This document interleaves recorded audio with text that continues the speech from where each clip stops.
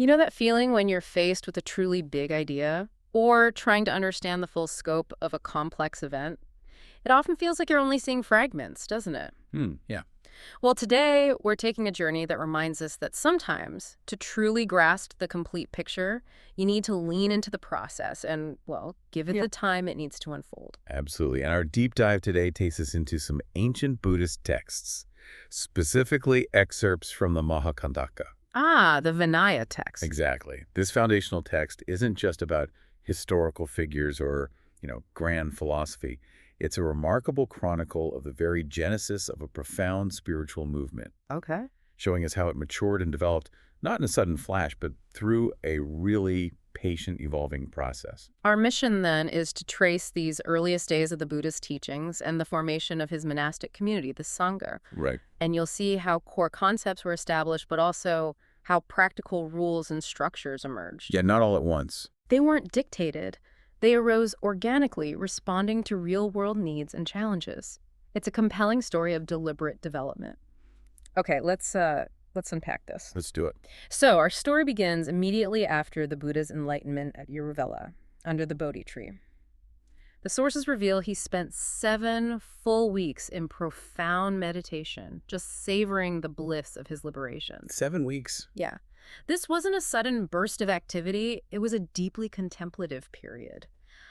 What does that quiet, sustained focus tell us about how profound understanding truly forms? It's quite telling, actually. What's central to that first week of contemplation is his deep dive into dependent origination, or pakkasamuppada. The core teaching. The core teaching, exactly. It explains the intricate chain of causes that lead to suffering, and crucially how breaking that chain leads to the end of suffering. And he really analyzed it. Oh yeah, he explored it methodically in both forward and reverse orders, a truly exhaustive analysis of reality itself. Took his time with it. And it wasn't entirely silent, was it? He uttered these inspired verses, these udanas. That's right, during the first, middle, and final watches of that very first night. Wow. They reflect a deepening clarity, a profound freedom from doubt. It's almost as if he was articulating the layers of insight as they unfurled within him, Yeah, processing it out loud almost. Precisely. It highlights that even for someone who achieved such a profound state, the integration and full comprehension of that truth was a sustained, methodical process. It wasn't something to be rushed. Okay, so after this intense initial period, the Buddha continued his solitude for several more weeks, moving between different trees. And during these early days, he had some truly intriguing encounters. First, at the Ajapala tree, he met a Brahmin. Yes, the hoo-hoo caste Brahmin, as the text calls him. Right. And this Brahmin, perhaps looking for a philosophical debate, asked him what truly defines a Brahmin. The Buddha's reply was direct and, well, transformative. He stated that a true Brahmin isn't defined by birth or caste. Which was the standard view then. Exactly. But by one who has discarded evil deeds, is free from pride and defilements, is self-controlled, and understands the Vedas. So shifting it entirely to inner quality. Immediately. It shifted the focus from external status to inner purity and wisdom, setting a clear ethical tone for his future teachings. Then there's the famous account at the Moggallana tree. An enormous unseasonal storm erupted. Unseasonal, yeah, that's key. And from the depths of the water, the Naga king Moggallana emerged. He coiled his body 7 times around the Buddha and extended his great hood over him, Sheltering him. sheltering him from the harsh elements for 7 whole days. Once the storm passed, the Naga king transformed into a young man and respectfully paid homage. It's a vivid image, isn't it? And this account is immediately followed by another udana from the Buddha, About solitude. expressing the joy of solitude and liberation. It suggests that even amidst physical challenges or external chaos, true inner peace is unshakable. And that state is recognized. Recognized and protected, perhaps, by the very forces of nature. It's a powerful symbol. And then, at the Rajatana tree, we witness the very first lay disciples emerge. Yeah, this is a big moment. 2 traveling merchants, Tapusa and Balika, prompted by a deity, apparently. So the story goes. They offered the Buddha barley meal and honey cakes, but there was a small practical problem. The Buddha, as a renunciate, had no alms bowl. Right, he'd given everything up. And here's where the miraculous enters the story in a surprising, practical way. Oh. The 4 great kings instantly appeared, offering 4 stone bowls. Just like that. Just like that. Which the Buddha accepted, allowing Tapusa and Balika to make their offering. And they became the first lay disciples to take refuge in the Buddha and the Dhamma. Only 2 refuges at this point, notice. Ah, because the Sangha hadn't formally started yet. Exactly. It marks a pivotal moment where the teachings began to extend beyond a solitary practice to a broader public path. Now, after all these profound insights and initial encounters, you might expect the Buddha to immediately go out and preach. You think so? But surprisingly, he hesitated. He recognized the Dhamma he had discovered was deep, difficult to see, difficult to understand. Peaceful, excellent beyond logic, subtle to be experienced by the wise. Yeah, the text really emphasizes this. So his initial concern was what? That ordinary beings, deeply immersed in craving and attachment, would find it simply too profound, too difficult to grasp. Like casting pearls before swine, almost? Sort of. He even worried that attempting to teach it would just be a weariness for him. It really underscores the immense depth of his realization and his contemplation of the sheer challenge of communicating such a truth. But then, a divine intervention, Brahma appeared, urging the Buddha to teach. Right, the highest deity in the Brahminical pantheon at the time. And he explained that some beings have little dust in their eyes they would understand. He used that famous comparison. The lotus is in a pond. Some are deep under the water, some are at the surface, and some rise above, ready to blossom when the sun hits them. That analogy is so insightful. It really is. It highlights the Buddha's discerning and patient approach. He didn't rush to preach indiscriminately. He needed to see who was ready. He surveyed the world with his profound Buddha eye, recognizing that people were at varying stages of readiness for the teaching. It emphasized a tailored approach, waiting for the right moment and the receptive individual taking the time. So with this realization, he began to consider who his first disciples should be. His thoughts first went to Attaraka Lama and Uddaka Ramaputta. His former teachers, both highly accomplished meditation masters. Right. But sadly, he learned through his insight that both had already passed away. Just missed them. Just missed them. This led him to his final decision. The 5 ascetics, the Panekavajjiya Bhikshu. The ones who'd been with him during his extreme ascetic practices, but left when he took food again. Exactly. It shows his deliberate approach in seeking out those who are already inclined towards spiritual practice, even if they, disagreed with him earlier. From Uruvela, then the Buddha embarked on a solitary journey to Barasi, specifically to the deer park at Isapatana, to find these 5. Quite a walk. A significant trek, yeah. And on his way, he encountered a wandering ascetic named Upaka the Ejjavika. Okay. Upaka, noticing the Buddha's exceptionally serene and radiant appearance, asked him about his teacher and his doctrine.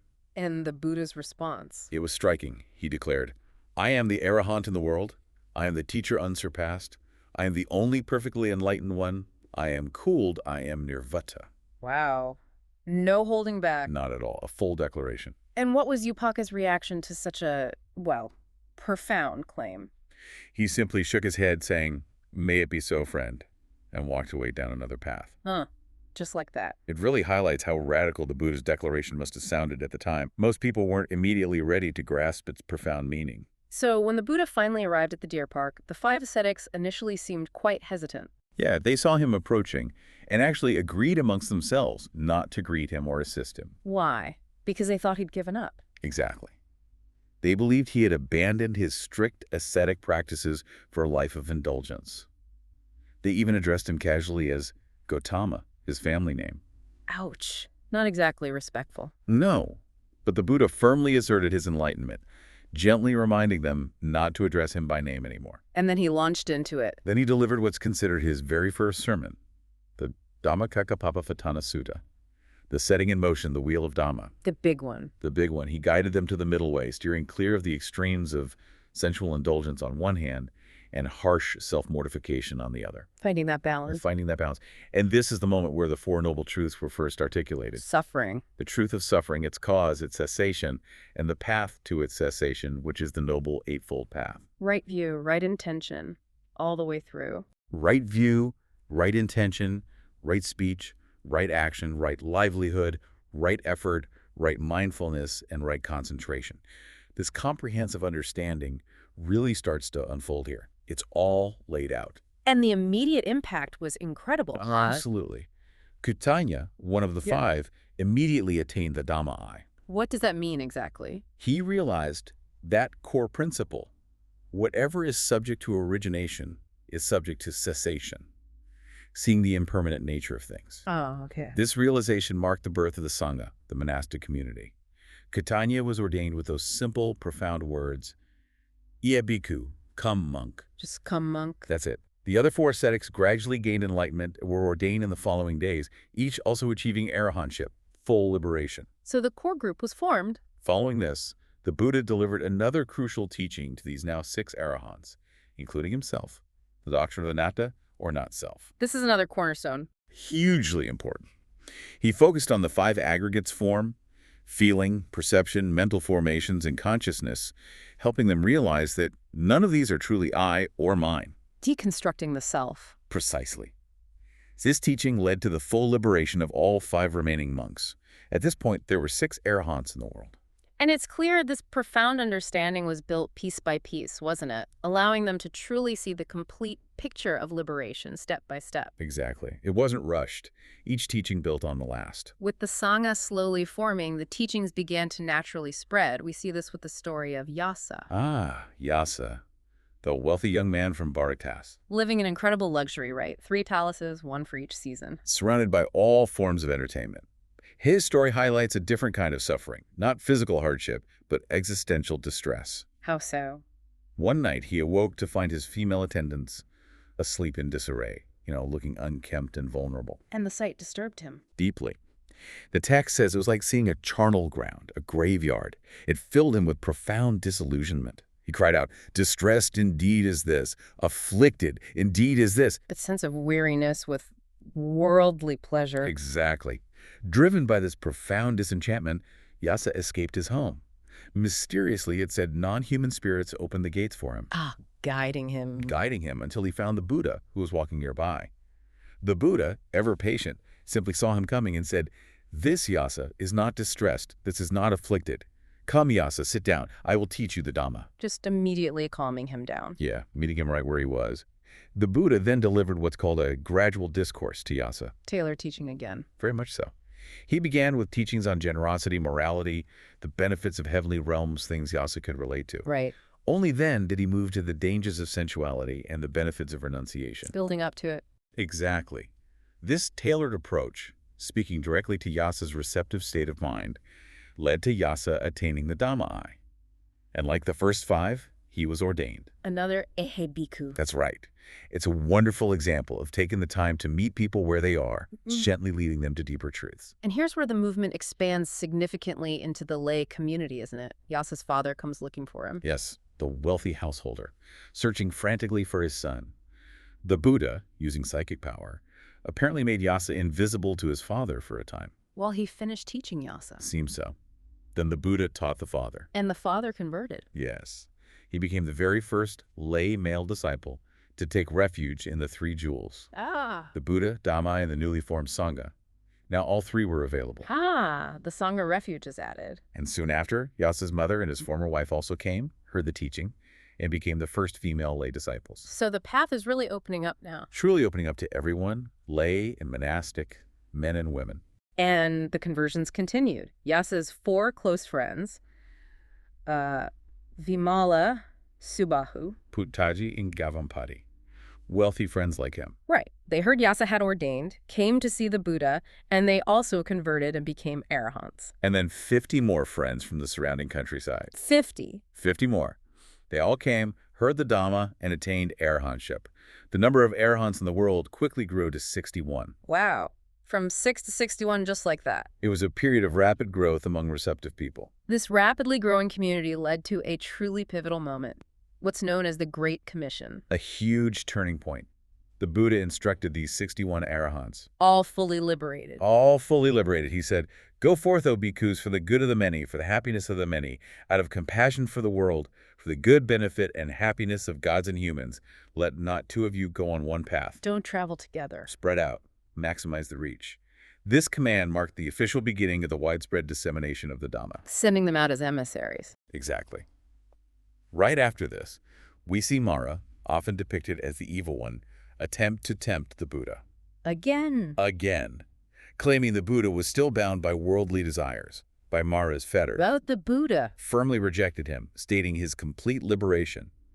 It really shows the strength of his resolve at this crucial moment of outward expansion. No turning back. This expansion, of course, presented practical challenges, especially for ordination, right? Definitely. Initially, it was a direct ihi bhikkhu from the Buddha himself. But as monks traveled and brought new candidates from far away, He couldn't just bring everyone back to the Buddha. it became quite cumbersome, yeah. So the Buddha authorized a simplified ordination process using the 3 refuges formula.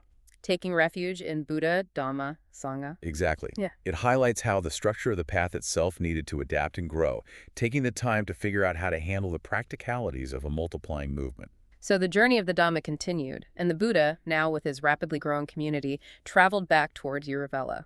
Back to where it all began, in a sense. And here, he encountered the famous Kassapa brothers. These were major figures, weren't they? Hugely influential. They were fire-worshipping ascetics, jailas, with matted hair. Very respected, very powerful. 3 brothers. 3 brothers. Uruvela Kassapa, who had 500 disciples, Nadi Kassapa with 300, and Gaya Kassapa with 200. That's 1,000 ascetics right there. 1,000 ascetics following their fire-worshipping tradition. They were a formidable spiritual force in the region. And the Buddha approached the main one, Uruvela Kassapa, Yes. He requested to stay the night in Kassapa's fire hut. the place where they tended the sacred fire. Exactly. Despite warnings from Kassapa about a fierce, venomous naga, a fire serpent, living there. Kassapa warned him off. Repeatedly. But the Buddha simply persisted, asking again. Eventually Kassapa relented, but basically said, okay, but don't blame me if the serpent harms you. Setting up a confrontation. But what's truly fascinating here is how the Buddha then meticulously, almost patiently, demonstrated his superior understanding and power. Not just one big miracle. No, a whole series of miracles displayed over time. It wasn't about a flashy display, but about gradually impressing Uruvela Kassapa. Who initially thought what? Kassapa initially believed the Buddha was powerful, maybe even had psychic abilities, but not yet an arahant like me. He still saw himself as superior. Ah, the spiritual pride. Exactly. So the Buddha's approach was less about overwhelming him and more about slowly, carefully eroding Kassapa's pride and conviction, taking the time to let the evidence sink in. And these were not just simple tricks. What kinds of things did he do? Well, first he dealt with the fire serpent in the hut. He engaged in a sort of psychic fire battle, overpowering the Naga's venomous heat with his own meditative heat without harming the creature. Kassapa saw the light from the hut and assumed the worst. Thought the Buddha was burned. Yeah, but in the morning the Buddha emerged unharmed, with a subdued serpent coiled peacefully in his alms bowl. That must have made an impression. It did, but Kassapa still thought, impressive, but he's not an arahant like me. Very. Then Kassapa witnessed divine visitors, the 4 great kings, Sakka, who is Indra, and even Brahma Sampati, visiting the Buddha at night, shining brightly to listen to Dhamma instruction. Kassapa saw this. He saw them. He was impressed, yes, but still clinging to his own sense of spiritual achievement. He's revered by gods, he thought, but still not an arahant like me. Wow. Okay, what else? The Buddha also demonstrated supernatural travel. He knew Kassapa went out for alms, so one morning the Buddha instantly traveled to the mythical northern continent of Uttarakuru, collected alms there, ate by the legendary Anotada Lake, and returned before Kassapa even got back from his local alms round. Showing effortless mastery. And brought back a special fruit from the mythological Jambudupa tree, and later even a unique flower from the Tavatisa heaven. More signs Kassapa couldn't replicate. Still not convinced. Still thinking he's got powers, but not the real thing like me. Then the Buddha manipulated elements. Kassapa and his disciples needed firewood but couldn't split the logs. The Buddha made them split instantly. They couldn't light their fires. The Buddha made them ignite. They couldn't extinguish the fires. The Buddha put them out instantly. All 500 fires at once. That's pretty comprehensive. He even created 500 magical braziers, or warm refuges, for the ascetics when a sudden cold snap hit during an unseasonal storm. And later, when the river flooded massively, he made the water recede around him so he could walk back and forth on dry ground while Kassapa had to use a boat. A sustained, overwhelming demonstration. Exactly. Designed to truly open Kassapa's eyes to a deeper reality beyond mere rituals and basic powers, patiently showing him the limits of his own understanding. So after all these incredible demonstrations, how did Kassapa finally convert? What was the final straw? It wasn't another miracle. The Buddha finally revealed Kassapa's innermost thoughts, that persistent thought, he's powerful, but not an arahant like me. called him out directly. Directly, and then stated unequivocally, "You, Kassapa, are neither an arahant nor even on the path to arahantship." That must have hit hard. This direct, insightful challenge, after witnessing all the wonders, finally broke through Kassapa's pride and self-delusion. He realized the Buddha knew his mind completely. And he just gave in. He prostrated himself at the Buddha's feet and asked for ordination. It was the complete, unflinching truth, delivered with perfect timing after laying all the groundwork, that delivered the final impact. And this wasn't just Ruvela Kassapa, right? His disciples followed. Immediately. His 500 disciples saw their master renounce his path, so they also shaved their heads, cast their matted locks, their fire utensils, their sacrificial implements into the river. A mass letting go. Then his two brothers downstream, Nadi Kassapa and Gaya Kassapa, saw all their familiar implements floating downriver. They knew something had happened. They came upstream with their combined 500 disciples to investigate, found Uruvela Kassapa with a shaved head in monk's robes, learned what happened, and they too renounced their former ways and were ordained into the Sangha. 1,000 former fire worshippers ordained. All at once. This brought the total number of monks in the Buddhist Sangha to over 1,000, nearly all of them now arahants. What an astonishing mass conversion. Truly remarkable. And to these 1,000 newly ordained monks, the Buddha delivered perhaps his most iconic sermon, the Fire Sermon, or Adittapariyaya, at a place called Yasa, near Gaya. Tailored again to their background. Perfectly tailored. Yeah. He powerfully proclaimed, "All is burning." Meaning what exactly? Meaning the senses eye, ear, nose, tongue, body, mind, their objects. The consciousness that arises from their contact, the contact itself, and the feelings pleasant, painful, neutral arising from that contact. All of it is burning. Burning with what? Burning with the fires of greed, hatred, delusion. Burning with birth, old age, death, sorrow, lamentation, pain, grief, and despair. A really intense, comprehensive teaching. What was the impact? This powerful and direct articulation of truth, perfectly suited to their former beliefs about fire, led to the immediate liberation, the full arahantship of all 1,000 monks. It demonstrated that for profound understanding, sometimes a comprehensive, direct explanation of reality, delivered at the right moment after much preparation and many smaller insights, is what's needed to truly grasp the complete picture of suffering and liberation. Took time to get there, but the final insight was swift. With 1,000 arahants, the Sangha was rapidly growing in size and influence. The Buddha then traveled to Rajagaha, the capital of Magadha. A major political center. And here, he was visited by King Bimbisara himself. The king came to him. Yes, accompanied by a vast retinue of 120,000 Brahmins and householders from his kingdom. A huge event. Must have caused quite a stir. It did. Initially, there was some public confusion. People saw the famous Uruvela Kassapa with the Buddha and wondered, who is the teacher here? Is the ascetic Gautama following Uruvela Kassapa, or is Kassapa following Gautama? Because Kassapa was so well known. Exactly. Kassapa, recognizing this potential misunderstanding, publicly clarified the situation. He rose, arranged his robe, prostrated himself fully before the Buddha, and declared him his master, explaining why he gave up fire worship for the Buddha's path. This public declaration cleared up any lingering doubt immediately. A powerful endorsement. Very. The Buddha then delivered his gradual discourse to the king and his vast assembly. And the result. Truly remarkable. King Bimbisara and 110,000 others in that crowd attained the Dhamma, that first taste of liberation, and 10,000 officially became lay disciples. An incredible response. King Bimbisara, deeply moved, recalled 5 wishes he'd had since youth: to be king, to have a Buddha arise in his kingdom, to meet that Buddha, to hear his Dhamma, and to understand it. All 5 were now fulfilled. Amazing. In gratitude, he offered his royal pleasure garden, the Veluvana Park, the bamboo grove, to the Sangha. The Buddha accepted it by receiving water poured over his hands by the king. Making it the very first dedicated monastery, the first aram. Exactly.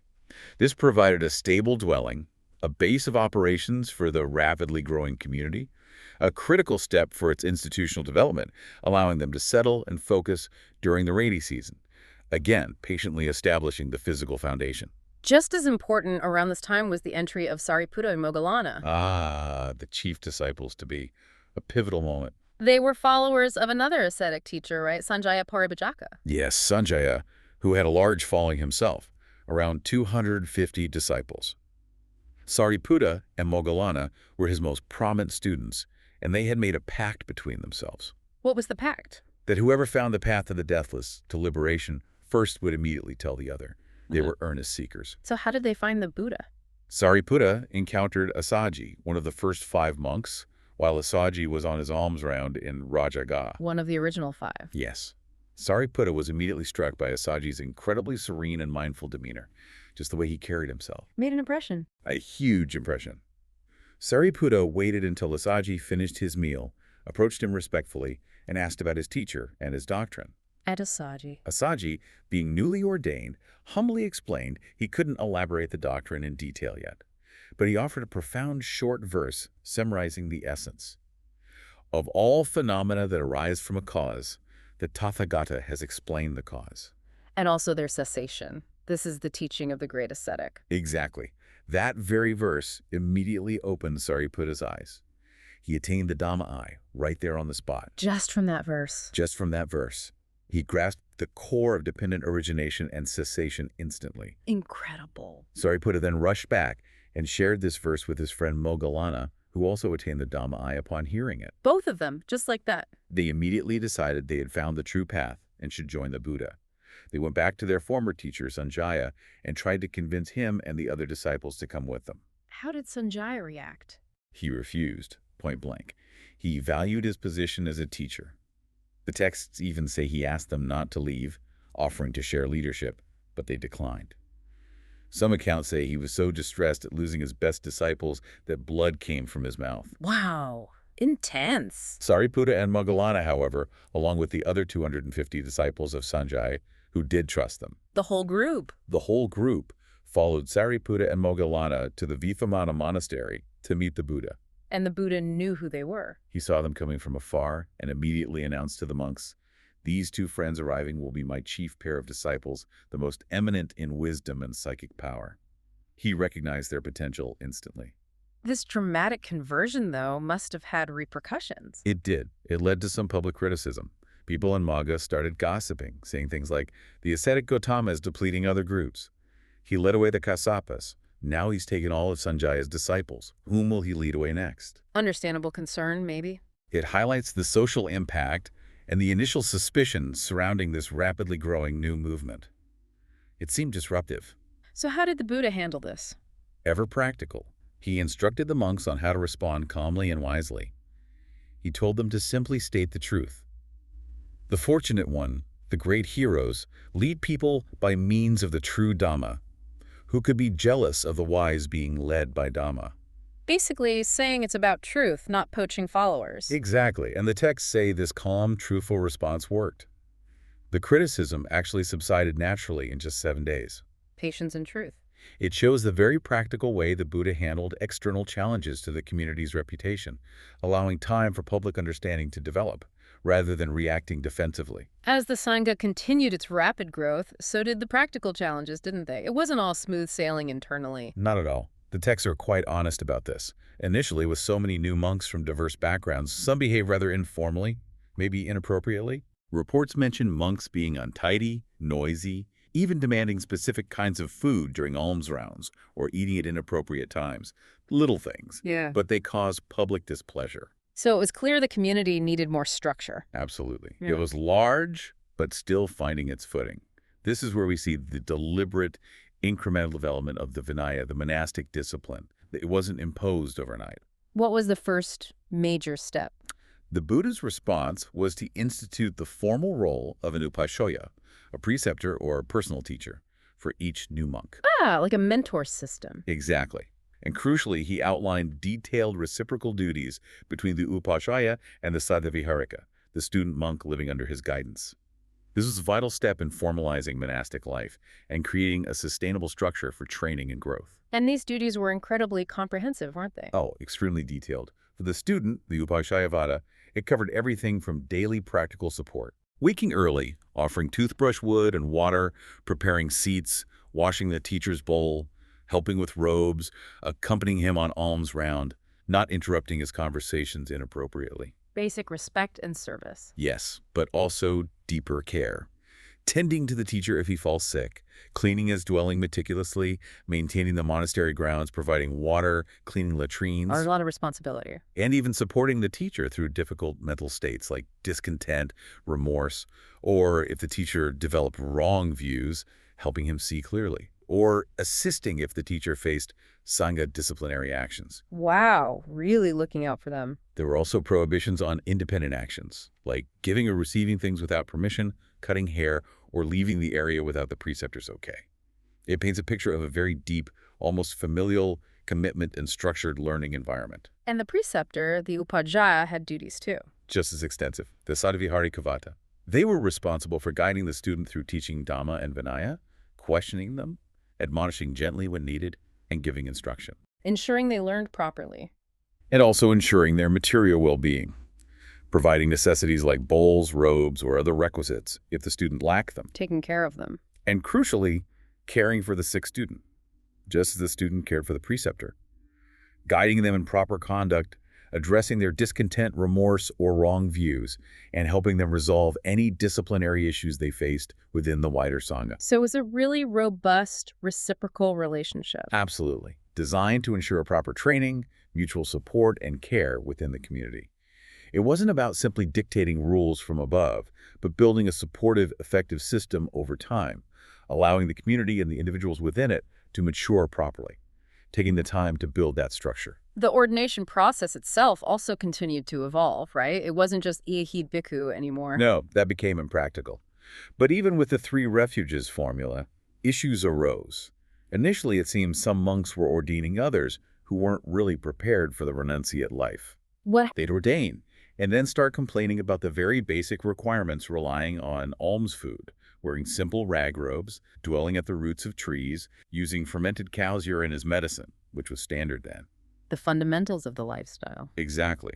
Some apparently joined just for the security of food and shelter, which naturally caused internal problems and perhaps strained resources. So the Buddha refined the process again. Yes, to ensure candidates understood the commitment more clearly.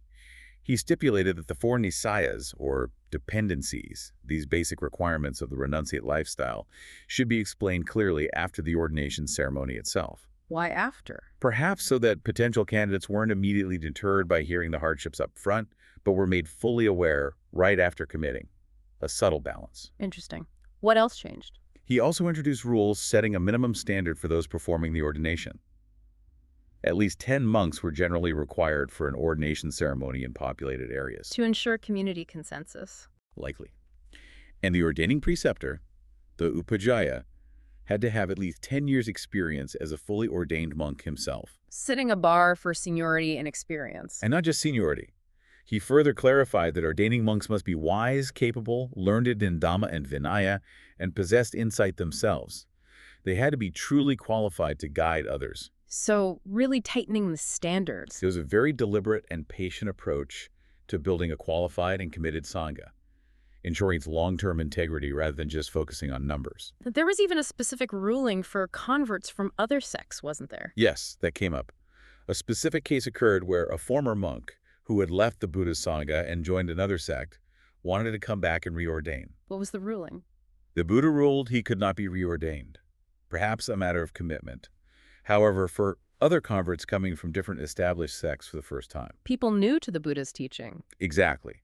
A 4-month probationary period, parivasa, was required before they could be fully ordained. Why the probation? It was a crucial test of their sincerity and their ability to adapt to and adhere to the Dhamma Vinaya, a period of observation by the Sangha. Were there specific criteria?